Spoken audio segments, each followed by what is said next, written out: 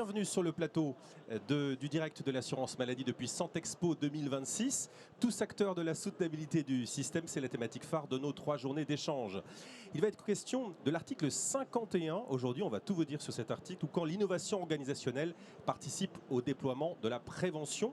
On vous en dit plus avec nos 3 invités experts, à commencer par Pierre Bergman. Bonjour. Vous êtes responsable du département des innovations article 51 à la CNAM. À vos côtés, Julie Gaillot, vous êtes chef de projet auprès de la rapporteure générale de l'article 51 au ministère de la Santé. À vos côtés, Sandrine Boucher, vous êtes directrice de la stratégie médicale et de la performance au sein d'Unicancer. Et vous nous présenterez notamment le projet Interception dans quelques instants. Et à mes côtés, le docteur Géraldine Talbot, vous êtes médecin addictologue au sein de l'association Capacité à Montreuil. Et vous nous présenterez, vous, le projet OSE. On va peut-être rappeler le cadre et le bilan de ce fameux article 51 avec vous, Pierre Bergman. Et pour ce faire, vous allez nous brosser un rapide rappel des objectifs et du cadre de ce dispositif et nous dire exactement ce qu'il en est sur les résultats ensuite. On vous écoute. Merci, bonjour à tous. J'espère que vous m'entendez bien. Parfaitement bien. Donc d'abord, rappeler brièvement ce qu'est l'article 51, qui est avant tout un cadre qui vise à permettre de tester, d'expérimenter des nouvelles organisations des soins et financer... Parlez bien près du micro. D'accord, pardon. Et des organisations qui ne seraient pas envisageables de déployer dans le cadre du droit commun compte tenu du cadre, notamment du cadre réglementaire. Et donc une possibilité via l'article 51 de déroger en fait à de nombreuses dispositions législatives. Donc ça c'est le premier point. Et la possibilité de tester en regard de ces organisations des modes de financement qui de la même manière n'existent pas dans le droit commun et semblent pertinents en regard des organisations testées. Donc un certain nombre de dérogations permises par la loi, un fonds aussi qui s'appelle le FIS qui permet de financer ces expérimentations. Et donc globalement un enjeu à tester ces nouvelles organisations qui sont avant tout des idées qui émergent du terrain, à l'initiative du terrain. Et quand on dit terrain, ça veut dire plein de choses. Ça peut être une maison de santé, ça peut être une fédération, ça peut être donc des projets qui sont à toute petite échelle, des projets à très large échelle sur plusieurs régions. L'article 51, c'est aussi une démarche, une méthode, notamment d'accompagnement des projets, que ce soit avant même leur autorisation, avec quelque part tout du long du cycle de vie des expérimentations, l'idée d'une forme de co-construction et le fait de s'appuyer sur une forme d'intelligence collective pour travailler avec les porteurs de projets sur leurs expérimentations. Et un autre élément fondamental qui est sans doute unique dans le secteur de la santé, une évaluation externe systématique de toutes les expérimentations. Le deal, quelque part, de l'article 51 et la promesse étant qu'à la fin, au regard d'un avis éclairé qui est produit par cette évaluation externe, les acteurs de la gouvernance, donc globalement l'assurance maladie et l'État, prennent une décision sur la suite de cette expérimentation et potentiellement son passage à plus large échelle dans le droit commun. Donc voilà les piliers, on va dire, de l'article 51. Alors, où on en est aujourd'hui, l'article 51 a été créé dans la loi en 2018, il est réellement actif depuis 2019, donc il a 6-7 ans d'activité aujourd'hui. Des premières expérimentations, vous voyez sur la frise là-haut, hein, qui ont commencé à se déployer en 2020, qui n'était pas la meilleure année pour ça, mais malgré tout, ils y sont allés. Et donc, tout un cycle, sachant que les expérimentations peuvent durer jusqu'à 5 ans, la plupart durent 3-4 ans, en général 4 ans. Et donc depuis 2022, mais surtout 2023, des premières fins d'expérimentation et quelque part la fin d'un premier cycle pour l'article 51. Avec, pour les expérimentations qui ont fait l'objet d'évaluations positives, l'ouverture de ce qu'on appelle des périodes transitoires, sur lesquelles je reviendrai, qui est une forme de SAS pour préparer la suite.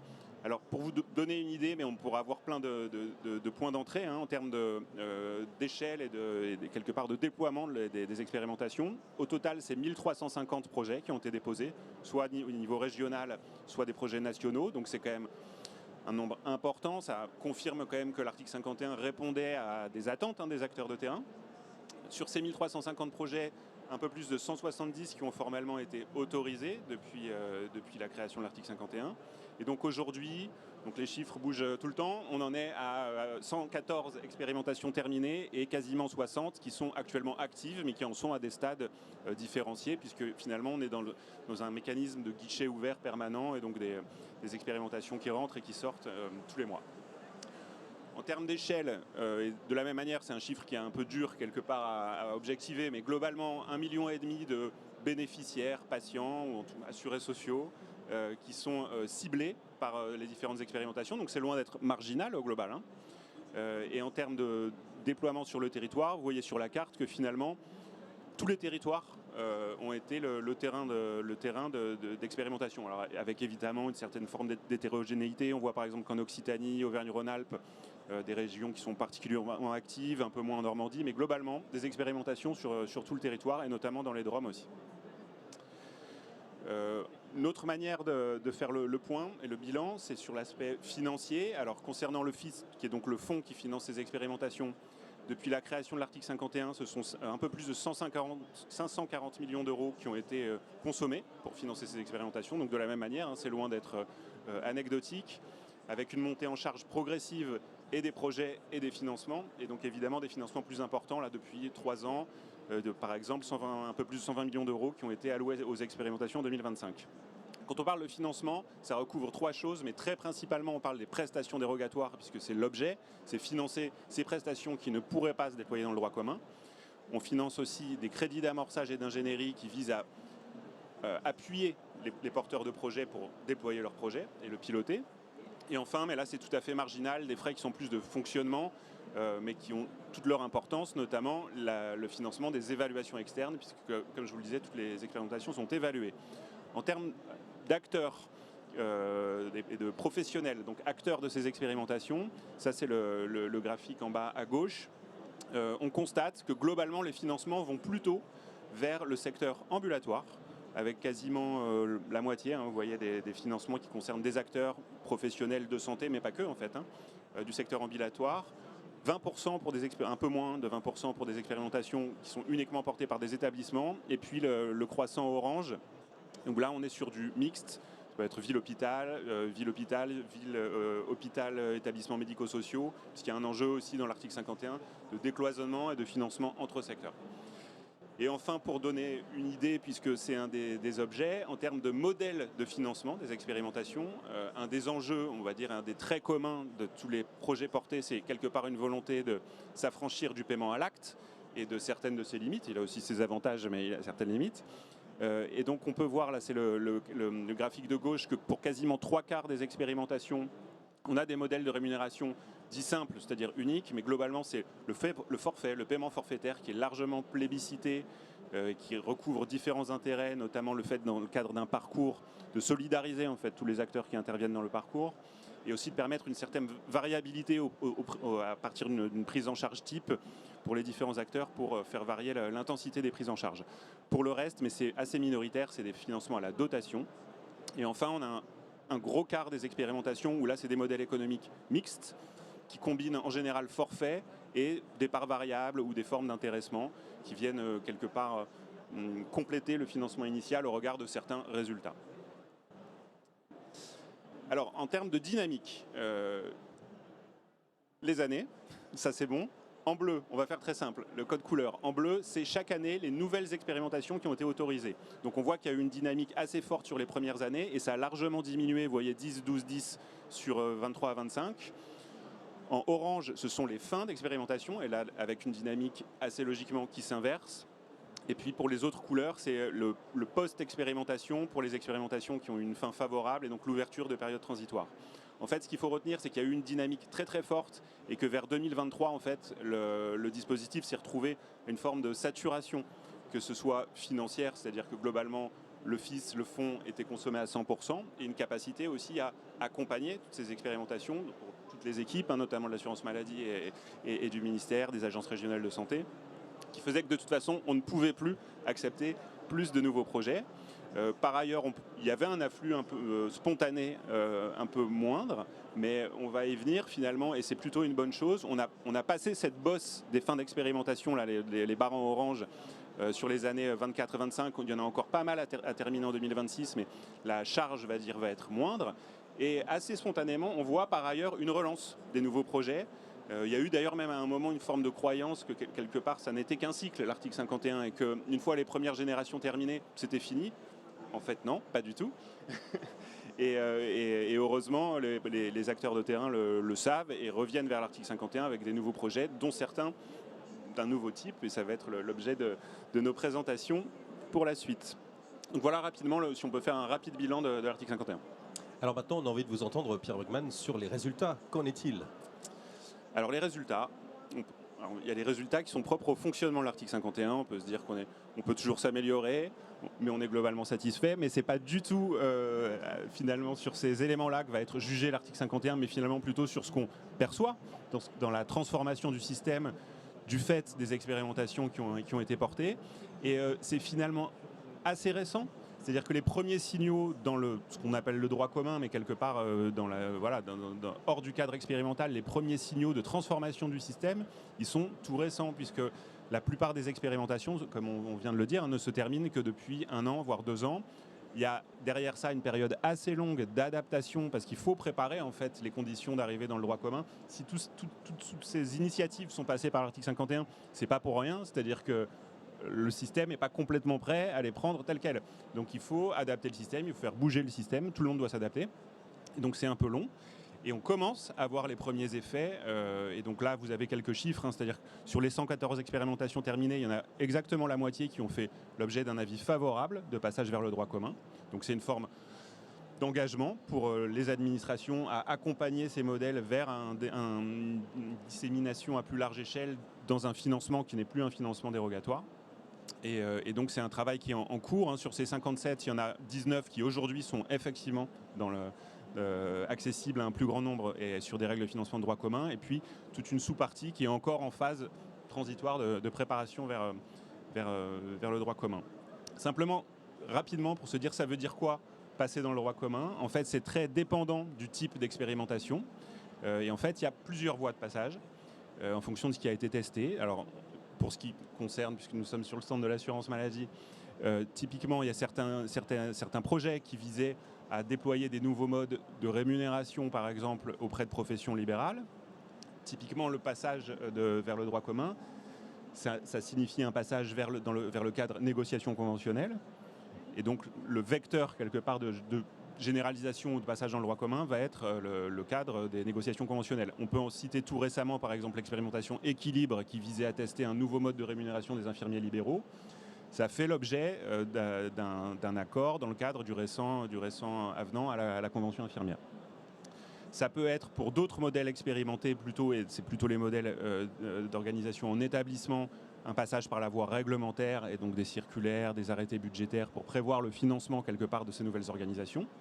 Enfin, l'article 51 lui-même peut générer des évolutions du cadre, et c'est notamment le cadre du fameux PCR, les parcours coordonnés renforcés, qui ont été présentés hier sur le stand du ministère de la Santé, où là finalement c'est un nouvel objet législatif qui arrive pour permettre le passage en droit commun d'expérimentation pour lesquelles on n'avait pas de vecteur en fait adéquat. Et donc globalement l'idée d'avoir, et c'est la première forme de financement au parcours, qui était quand même attendue depuis plusieurs années, qui existe finalement grâce à tous ces différents parcours qui ont été testés, tant sur l'obésité, qui est d'ailleurs le premier PCR, mais d'autres à arriver, par exemple sur les addictions, sur la prise en charge des enfants de l'ASE, ou encore la réadaptation cardiaque et respiratoire. Donc voilà, globalement, c'est juste pour illustrer le fait qu'il ne suffit pas d'avoir un modèle qui a bien fonctionné, qui a une évaluation positive, il y a derrière tout un travail à porter, mais plutôt par les administrations, pour finalement leur donner leur place et faire en sorte qu'on puisse constater à plus large échelle les mêmes effets positifs que dans le cadre expérimental. Merci Pierre Brugmann pour toutes ces précisions. Alors Julie Gaillot, prenez le micro. Je rappelle que vous êtes chef de projet auprès de la rapporteure générale de cet article 51 au ministère de la Santé. Et quelle est la place au fond de la prévention dans les expérimentations qui sont soutenues par cet article 51, ce nouvel objet législatif? Alors, bonjour à tous. Dans le cadre en fait, du rapport que le ministère délivre chaque année au Parlement, on a réalisé une analyse un peu transversale de notre portefeuille, donc des 170 expérimentations qui ont été autorisées, en regardant en fait les objectifs qui se fixaient en termes de prévention. Donc rétrospectivement, par rapport à tous les projets qui nous ont été soumis très largement par les acteurs de terrain directement.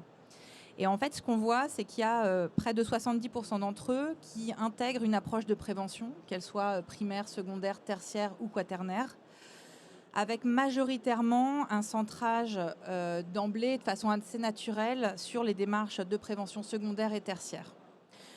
Donc, ce qu'on observe, c'est que de façon naturelle, les acteurs, et notamment parce que le dispositif offre un nouvel espace de liberté pour réfléchir, comme l'a montré Pierre, en dynamique de parcours et puis d'actes, on a finalement un positionnement des acteurs de santé qui ont regardé les besoins du parcours patient dans une continuité qui adresse à la fois la question du repérage des populations cibles par rapport à une question de santé, donc se déplacer vers des démarches de prévention, d'aller vers de dépistage, etc., pour les intégrer dans leur parcours et après d'intégrer des démarches dites de prévention tertiaire, c'est-à-dire des soins complémentaires qui vont répondre à l'ensemble des besoins de la personne, en plus de la qualité des soins qu'ils peuvent apporter. Donc on a naturellement eu finalement ces démarches secondaires et tertiaires qui se sont positionnées dans les parcours qui nous ont été proposés par les acteurs.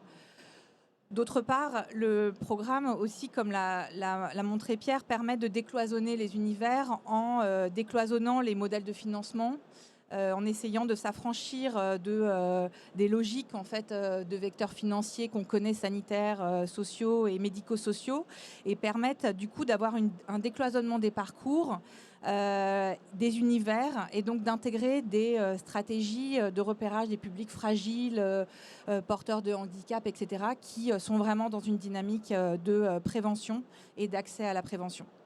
Voilà.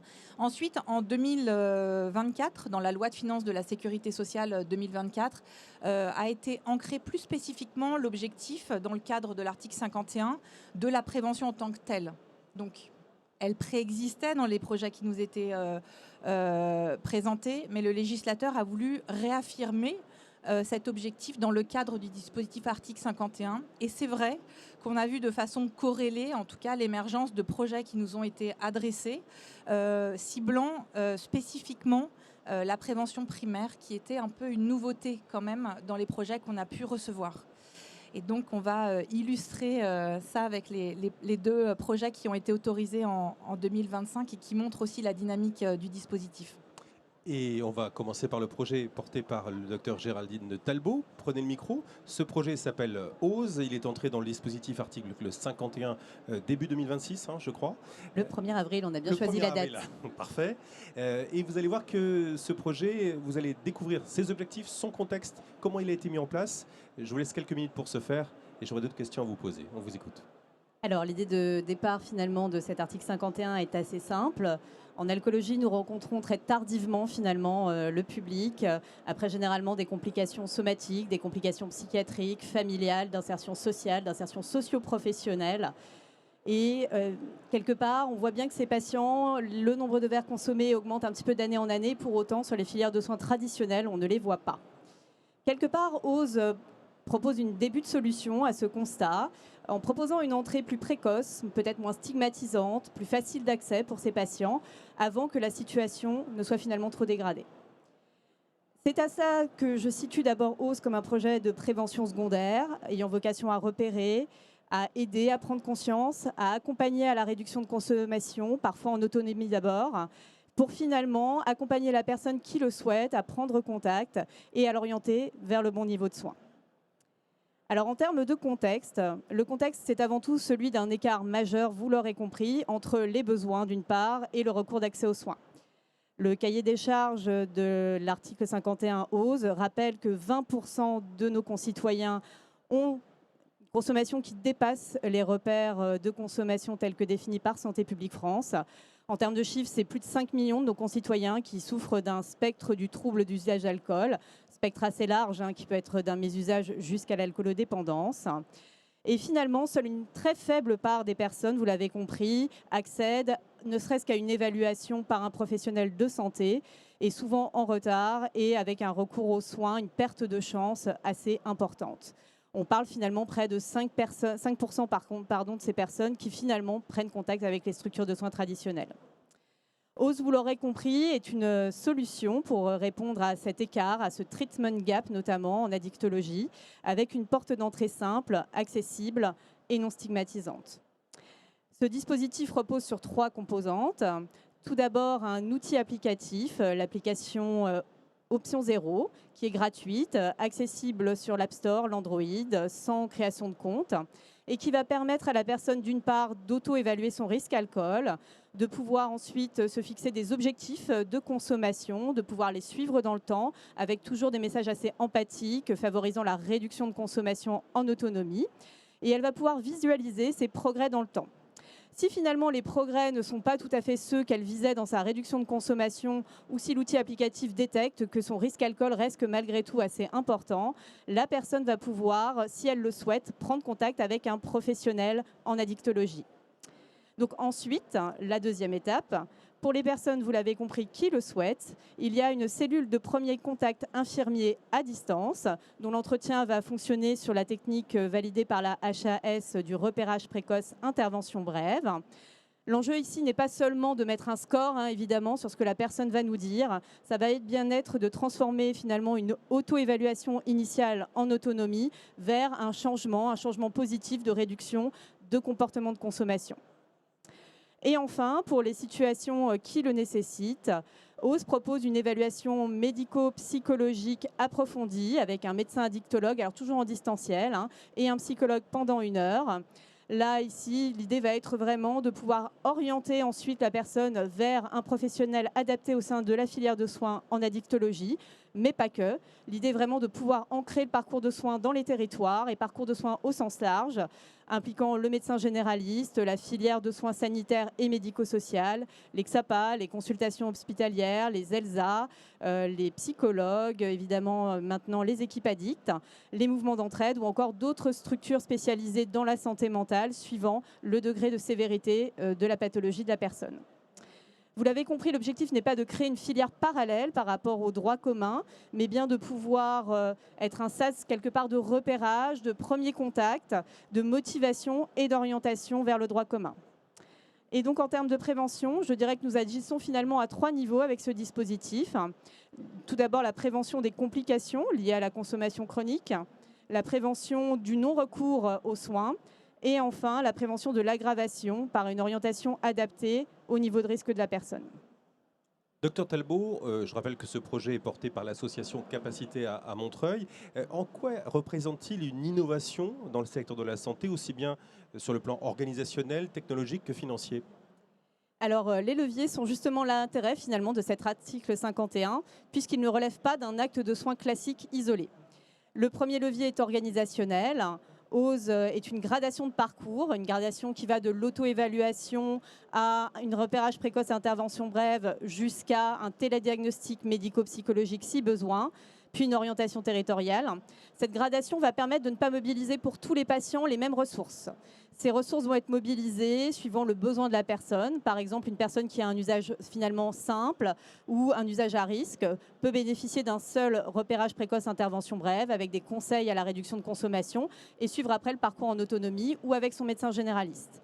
A l'inverse, pour une personne qui a un usage nocif ou une situation de dépendance, une précarité, une polyconsommation, des problématiques de santé mentale qui sont aussi co-occurrentes, là, une évaluation et un relais spécialisé vont pouvoir être mobilisés en complément. Le deuxième levier, ça va être l'aller vers numérique. Beaucoup de personnes ne se reconnaissent pas finalement comme alcoolodépendantes ou ne sont pas prêtes immédiatement à pousser la porte d'un XAPA. Alors pour ceux qui connaissent l'acronyme, XAPA, Centre de soins, d'accompagnement et de prévention en addictologie. L'application va pouvoir permettre de créer une espèce de première marche, un premier contact moins exposant finalement par la personne dans ce petit compagnon numérique que nous avons certains dans nos mains actuellement qui est notre téléphone portable. Et elle va permettre de s'interroger, de mesurer finalement son risque alcool, de reprendre un petit peu le contrôle et si on n'y arrive pas, comme on l'a dit, de demander finalement à un professionnel formé en addictologie des conseils, un acte de prévention ou d'accompagnement pour favoriser finalement, là encore, l'autonomie de la personne dans sa réduction. Le troisième levier, il est clinique et professionnel. L'alcoolologie ne peut être réduite à un score, on l'a compris, et derrière la consommation, il peut y avoir de l'anxiété, de la dépression, du psychotrauma, de l'isolement, de la précarité ou d'autres comportements de consommation.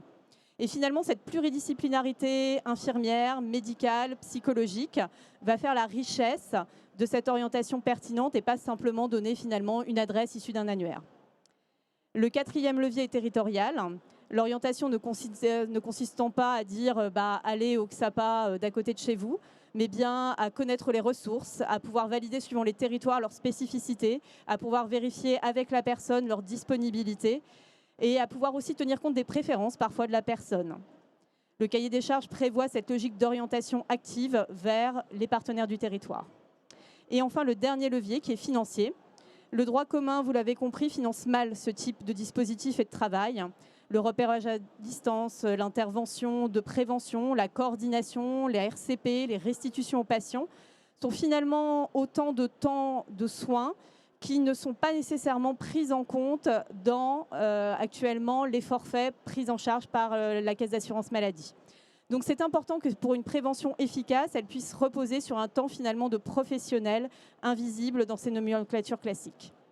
Pour finir, Dr Dalbo, quel est l'apport de l'article 51 pour votre projet? L'article 51, c'est d'abord une reconnaissance. Une reconnaissance du fait que la prévention, ça peut être un parcours de soins organisé. Ce n'est pas seulement une campagne d'information. Souvent, parfois en France, on pense quelque part prévention comme campagne d'information. Dans Ose prévenir, ce n'est pas seulement dire finalement l'alcool c'est dangereux. C'est aussi permettre à la personne de se situer, de comprendre sa consommation et de pouvoir en parler à un professionnel. L'article 51 apporte aussi un cadre d'expérimentation sécurisé à travers les 3 ans d'autorisation nationale, une évaluation externe, des indicateurs de faisabilité, d'efficacité, de reproductibilité. Il apporte un cadre financier adapté. Le cahier des charges prévoyant, on en a parlé, un financement avec des crédits d'amorçage, d'ingénierie et des forfaits. Et enfin, l'article 51 apporte une légitimité partenariale. C'est vrai que moi, quand je vais pouvoir m'adresser à une ARS, à une assurance maladie, aux médecins généralistes, au XAPA, à des directeurs d'hôpitaux, on peut le faire différemment grâce à l'article 51. Donc finalement, cet article aide à faire exister une nouvelle porte d'entrée qui est non concurrente au droit commun, mais complémentaire à la filière de soins d'addictologie. Merci beaucoup, Dr Talbot. Je crois qu'on peut vous applaudir ici au stand 42 de Santexpo pour la présentation de ce projet OSE. Poursuivons avec vous, Sandrine Boucher, avec le projet Interception porté par Unicancer. Il est lui aussi entré dans le dispositif article 51 début 2026. Je vous laisse le soin de nous le présenter, de nous rappeler dans quel contexte il a été mis en place et avec quels objectifs. Oui, bonjour à tous. Donc Sandrine Boucher, je suis directrice stratégie médicale et performance à Unicancer. Et donc mon travail au quotidien, c'est d'accompagner mes établissements à mettre en œuvre la feuille de route qui se sont fixées. C'est une feuille de route qui prévoit que la cancérologie de demain, elle sera personnalisée, préventive, pilotée, de proximité et participative. Et donc, vraiment, c'est d'accompagner nos centres à le mettre en œuvre. Et les articles 51 sont une opportunité pour nos établissements de faire d'une idée un projet concret et financé. Et donc aujourd'hui, je vais vous parler de l'article 51 Interception, donc qui est porté par Unicancer. Alors d'où est venue cette idée? Cette idée, elle est venue du fait qu'il y a 30 à 40% des cancers qui surviennent chez des personnes pour lesquelles qui présentaient déjà des facteurs de risque identifiables plusieurs années auparavant. Et on sait que sur ces personnes qui présentent des facteurs de risque, qui ont des facteurs de risque identifiables, il n'y en a pas plus de 20% qui sont identifiés par le système et donc qui ne bénéficient d'aucun accompagnement, aucune mesure de prévention, aucune mesure de dépistage. Or, on sait identifier beaucoup de ces facteurs de risque. La prédisposition génétique, des antécédents familiaux, des lésions précancéreuses, éventuellement, l'exposition tabac, d'autres expositions toxiques, la sédentarité, levons-nous, la sédentarité. Et donc, c'est le docteur Suzette Delaloge qui est parti de cette idée et qui a lancé son projet en 2021, soutenu par le ministère de la Santé, soutenu par l'INCa, soutenu par l'ARS Île-de-France, qui a lancé ce projet. Et déjà, plus de 3000 personnes en ont bénéficié à Gustave-Roussy. L'objectif, c'est vraiment de proposer une intervention ciblée, une prévention personnalisée. C'est tout aussi complémentaire des actions de prévention et des actions de santé publique existantes. Et l'objectif, c'est évidemment de réduire la mortalité par cancer, en agissant sur 3 leviers. Premier levier, identifier ces personnes à haut risque, ça vous l'avez compris. Deuxièmement, leur proposer des mesures personnalisées de réduction des risques. Et troisièmement, d'aller vers une détection précoce de la carcinogénèse s'il y en a une. Alors concrètement, qu'est-ce que c'est? Concrètement, on identifie les personnes en ville sur la base d'un questionnaire qui a été conçu par le docteur Suzette de la loge de Gustave Roussy. Un questionnaire, évidemment, qui part que de questionnaires validés et qui permet d'orienter après vers un parcours dédié au risque de la personne. Donc, il y a une première identification en ville, puis après une validation de cette identification par une infirmière d'un centre de ressources multidisciplinaire spécialisé en cancérologie. Puis, on propose au patient une journée dédiée à son risque dans ce centre de ressources pluridisciplinaires. Ça permet à la fin de la journée de lui proposer un programme de prévention personnalisé et un programme de suivi de la détection précoce personnalisée. Puis, in fine, le dispositif prévoit aussi un suivi de ces personnes via des consultations chez le médecin généraliste, le médecin traitant qui reste le référent de la prévention pour ce patient, des consultations dédiées, une application mobile de suivi et aussi un accompagnement aux changements comportementaux. Puisqu'on agit sur les trois leviers sont identifiés, activité physique, nutrition, addiction. Et dans le cadre de l'article 51, on sera capable de jouer sur 2 de ces 3 leviers. Et on lui offre, en cas de suspicion de cancer ou d'un cancer avéré, évidemment, une prise en charge de qualité et rapide en respectant le circuit habituel. C'est le patient qui choisit vers où il veut se faire prendre en charge. Alors, la journée One Stop, puisque le dispositif repose sur l'identification des personnes, une journée et un suivi. La journée dédiée à ce risque, elle va comporter des recueils de questionnaires, des ateliers, des consultations individuelles, parfois des examens, et une consultation de bilan en fin de journée. Alors, qu'est-ce qu'on attend de cette journée finalement? Cette journée dédiée à ce risque. Déjà, une première évaluation plus précise que le questionnaire de ce risque. Deuxièmement, on cherche à faire en sorte que alors je vais les appeler les patients parce que je n'y arrive pas. Voilà. Les patients qui aient une meilleure connaissance de ce risque, qui connaissent les avantages, les inconvénients du dépistage, quelles sont les mesures de réduction des risques qu'ils peuvent mettre en place, les symptômes éventuels de la maladie et comment elle va être prise en charge s'ils développent cette maladie. Alors ça peut inquiéter, mais sachez que les patients le demandent. Donc on peut penser que c'est inquiétant, mais eux le souhaitent. Ça permet d'identifier les leviers que va pouvoir mettre en application le patient qui est confronté à ce risque. Qu'est-ce qui est faisable, qu'est-ce qui est atteignable, qu'est-ce qui est réaliste de mettre en place pour ce patient dans le cadre de ce risque avec la personne qu'on a en face de nous, pas de manière générale. Évidemment, ça va aussi nous permettre de le former aux aspects digitaux, parce que vous l'avez compris, il y a une application de suivi, et ça va nous permettre de commencer à faire le lien avec les professionnels de santé de ville qui vont prendre le relais après cette journée. Alors, ce qui est très intéressant, c'est que donc, le dispositif, vous l'avez compris, il fonctionne sur un établissement aujourd'hui à Gustave Roussy, et il y a déjà 3000 patients qui ont pu bénéficier de ce parcours, de cette journée. Pas du parcours complet, mais de cette journée. Et il y a un retour qui a été fait à 2 ans. Et à 2 ans, sur les parcours sains génétiques, à risque génétique, à 1 an, il y avait 99% des patientes qui avaient réalisé leur mammographie. Bon, je pense que ça parle de soi. Et pareil sur les scores de facteurs de risque. Il y a un score qui est connu qui s'appelle le WCRF. On arrive à faire diminuer, à améliorer ce score et donc diminuer le risque de cancer. Et donc, dans les prochains mois, on va pouvoir déployer cet article 51. Puisqu'on nous sommes des jumeaux, des jumelles d'article 51. Même question que votre jumelle, justement. En quoi ce projet Interception représente une innovation dans le secteur de la santé ? Alors, c'est une innovation dans le secteur de la santé, puisque effectivement, comme on le rappelait, la plupart des actions de prévention aujourd'hui qui sont disponibles sont des actions généralistes qui s'adressent à tous les Français, à tous les citoyens de manière égale. Et là, vraiment, l'objectif, c'est d'aller vers une prévention personnalisée qui cible les patients vraiment qui présentent un haut risque. Et je dirais, familièrement, de mettre le paquet pour que sur ces patients-là, on arrive à réduire les facteurs de risque et qu'on arrive soit à éviter le cancer, soit à diminuer le stade auquel on va pouvoir intervenir pour prendre en charge ce cancer et donc vraiment faire gagner des chances à ces patients. Alors c'est innovant et ça va surtout nous permettre de déployer bien plus largement le dispositif.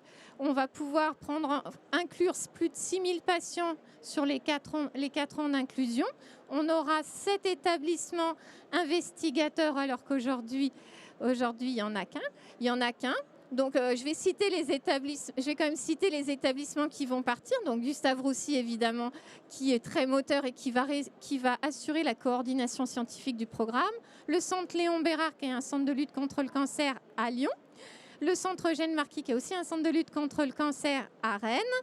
On a l'Institut Bergonié, centre de lutte contre le cancer à Bordeaux, l'Institut du cancer d'Avignon, Provence, qui est un ESPIC à Avignon, la Polyclinique du Parc à Saint-Saulve, qui est une clinique privée du groupe Elsan, et le CHU de la Réunion. Donc vous voyez des CLCC, des établissements publics, des ESPIC et un établissement privé, et on va pouvoir le déployer sur 8 parcours différents de haut risque de cancer. Pour finir en quelques mots, quel est l'apport de l'article 51 à votre projet? Alors l'apport, c'est qu'on va pouvoir déployer le repérage en ville et le faire financer. Donc ça va nous permettre de structurer ce lien ville-hôpital. D'abord, et je suis entièrement d'accord avec ma jumelle d'aujourd'hui, ça nous donne la légitimité d'aller voir les acteurs de ville, et de les embarquer dans ce projet. Ça va nous permettre de faire financer ce temps de repérage et le temps du suivi. Ça nous permet de formaliser un parcours unique, donc avec un même outil de repérage, une même organisation de la journée One Stop, un même outil de suivi des journées. Ça va nous permettre de pouvoir financer le temps de coordination et de concertation pluridisciplinaire. Ça va nous permettre de favoriser aussi les changements comportementaux parce qu'on va pouvoir accompagner nos patients par un entretien motivationnel 3 mois après la journée One Stop pour favoriser ces changements comportementaux, puisqu'on sait que c'est un vrai sujet. Au-delà de de rappeler les consignes de prévention, il faut motiver les gens à les mettre en œuvre. Ça va nous permettre aussi de financer quelques mois d'amorçage de ces changements comportementaux et aussi financer un bout de la plateforme numérique de suivi. Finalement, c'est quand même, et on peut remercier l'assurance maladie et le ministère de la Santé, c'est quand même 6 millions d'euros qui vont pouvoir accompagner ce projet. Et in fine, c'est aussi la possibilité, et ça c'est très important comme l'a rappelé ma voisine, ça va nous permettre d'évaluer ce projet, de voir si c'est faisable, si c'est acceptable par nos concitoyens, s'il y a une adhésion et des acteurs de ville et des patients et des personnes et des citoyens à ce projet, et de pouvoir voir si on arrive à travailler ensemble dans ce même objectif commun. Et donc, c'est vraiment, ces articles 51, pour nous, c'est vraiment la possibilité de passer de la conviction à la réalité. Merci beaucoup Sandrine Boucher, on peut vous applaudir pour la présentation de ce projet Interception porté par Unicancer. Très rapidement, Pierre Bergman, Julie Gaillot, on a envie de vous entendre. Qu'est-ce qui dans ces projets a retenu l'attention de l'article 51 en quelques mots pour finir? Je commence, ouais. Alors rapidement, mais en premier lieu d'abord, le fait qu'il cherche à adresser des thématiques de santé publique majeures, qui jusqu'à présent, malheureusement, n'avaient pas été traitées dans le cadre de l'article 51. Donc ça, c'est extrêmement positif, mais ça ne suffit pas. Et le deuxième aspect du sujet, alors je ne suis absolument pas un expert de la prévention, mais on sait qu'il y a différents obstacles quelque part au déploiement de la prévention, alors que c'est appelé... Enfin, c'est globalement un essor qui est appelé depuis plusieurs années, mais qui est finalement assez lent. Il y en a un premier qui est sans doute la formation ou la culture de la prévention chez les professionnels, pas que de santé d'ailleurs, mais globalement, ça c'est un premier sujet. Le financement de la prévention qui est encore très minoritaire à l'échelle du système, et notamment dans les nomenclatures, par exemple d'actes, il y a très peu d'actes de prévention, ça c'est une chose. Et puis comme vous l'avez très bien illustré sur 2 thèmes différents, en fait, aujourd'hui, même quand c'est financé, c'est des interventions très isolées qui peuvent suffire, hein, sans doute pour des patients qui ont, voilà, qui ont peu de besoins, mais pour des patients plus à risque, quel que soit le sujet, des parcours structurés, ça n'existe pas. Il y a sans doute des parcours théoriques, mais finalement, ce qu'on voit avec ces 2 projets, c'est qu'on va tester, alors ça passe par le mode de financement, mais pas que, des parcours structurés où le patient, normalement, si les choses se passent bien, va avoir une prise en charge sur tout un parcours, certes de prévention, mais qui nécessite un parcours. Donc tout ça est finalement très nouveau, donc c'est innovant. Et donc on espère que si les choses se passent bien dans le cadre de ces 2 projets, le fait de passer par l'article 51 sera logiquement une forme d'accélérateur pour un déploiement à plus large échelle de ces démarches. Julie Gaillot. Alors oui, on a parlé beaucoup, peut-être trop souvent, du virage préventif. Et ben, en fait, le virage préventif, on y est. Voilà, c'est concret, ça a été illustré, ça va être testé. On va voir si ça sera généralisé. Mais en tout cas, c'est 2 exemples extrêmement importants sur lesquels on a beaucoup d'attentes parce qu'on s'attache effectivement à des problèmes de santé publique majeurs. Le cancer, la première cause de mortalité en France. L'alcool, le second facteur évitable de mortalité et de morbidité, trop peu souvent adressé dans notre système de soins, clairement. Donc, on est face à des défis extrêmement importants et ces solutions-là, qui doivent faire leur preuve de leur efficacité, sont des solutions porteuses d'espoir, vraiment très fortement. Le deuxième point, c'est qu'en fait, on ne recrée pas ici ni une profession spécifique, ni des structures ad hoc. On s'appuie sur des expertises en cancérologie, en addictologie qui existent. On met en place une organisation. On va chercher les personnes par des stratégies nouvelles, numériques, en mobilisant les acteurs de proximité aussi. On tisse en fait un maillage entre l'usager et les services spécialisés pour donner un accès à la prévention aux soins. Et donc, on ne crée pas une machine à gaz, on donne du liant en fait au système. Voilà. Donc ça, pour moi, c'est vraiment extrêmement porteur d'espoir. On attend le déploiement et bon courage à vous. Merci pour cette note d'espoir. Les applaudissements du public du stand K42 ici à Santexpo. Merci pour cet échange autour de l'innovation organisationnelle au service du déploiement de la prévention. Cette séquence est à voir et à revoir en replay comme l'ensemble de nos sessions sur la page YouTube de l'Assurance Maladie. Merci de votre attention et à très bientôt pour un prochain direct de l'Assurance Maladie.